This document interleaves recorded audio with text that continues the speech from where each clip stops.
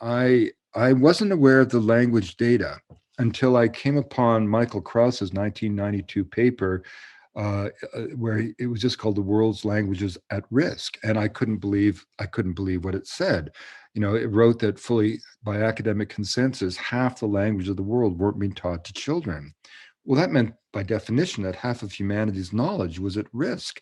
Why wasn't anyone screaming about it? I thought, uh, and by the time I came upon that paper, I think it was 1995, 1996, and I began to write about it. And I remember calling up Ken Hale at MIT, who said that every time we lose a language, it's like a nuclear bomb falling on the Louvre, right?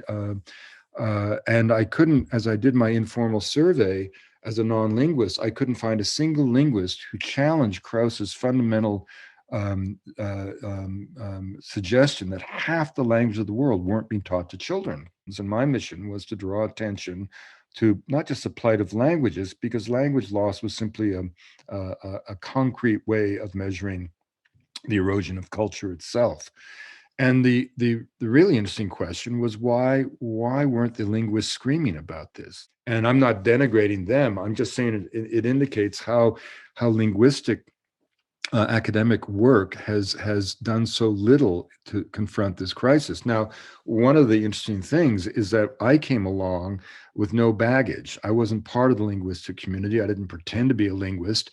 I just noticed that it horrified me, this statistic. And and when I went before audiences, it's one thing to talk in the abstract of the value of culture. It's quite another to say, do you realize that every 2 weeks some elder carries into the grave the last syllables of an ancient tongue?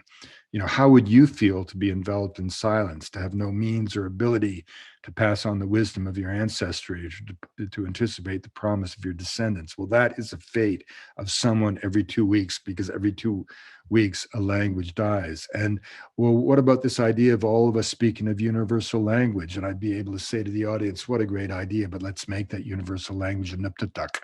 Let's make it Haida. Let's make it Quechua. And you suddenly feel what it'd be like to be enveloped in silence. And so I found it as a way that would just draw the air out of the lungs of an audience, right? And I began to sort of use that on a bully pulpit of the National Geographic.